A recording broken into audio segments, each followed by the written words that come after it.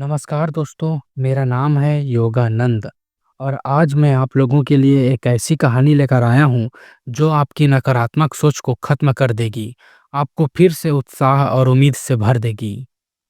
किसी ने बहुत ही अच्छी बात कही है, अवसर और सूर्योदय में एक समानता है, देर करने वाले इन्हें खो देते हैं। तो कहानी शुरू होती है। पुराने समय की बात है, एक राजा था जिसे अपने एक हाथी से बहुत स्नेह था। वह हर युद्ध में उसी हाथी पर सवार होकर जाता था और उसी के साथ उसने कई युद्ध जीते भी थे। समय बीतता गया, हाथी अब बूढ़ा हो गया था। राजा ने उसे युद्ध में ले जाना बंद कर दिया, लेकिन उसकी देखरेख की विशेष व्यवस्था करवा दी। सेवक उसकी सेवा करते, उसका अच्छे से ध्यान रखते थे। पर एक बात बदली थी, वो हाथी अब हर वक्त उदास रहने लगा था। एक दिन हाथी पानी पीने तालाब पर गया, लेकिन वहां एक दलदल में फंस गया। उसने खुद को निकालने की बहुत कोशिश की, लेकिन नाकाम रहा। सेवकों ने भी उसे बाहर निकालने की हर मुमकिन कोशिश की, लेकिन हाथी टस से मस नहीं हो रहा था।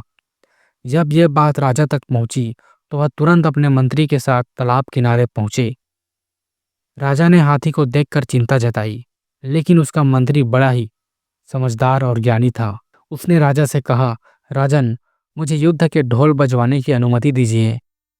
राजा थोड़ा हैरान हुआ, पर मंत्री पर भरोसा था। उसने ढोल बजवाने की आज्ञा दे दी। कुछ ही देर में तालाब किनारे युद्ध जैसे ढोल बजने लगे। चारों तरफ युद्ध जैसा माहौल बन गया। ढोल की आवाज सुनते ही वो उदास और थका हुआ हाथी एकदम से चौकन्ना हो गया।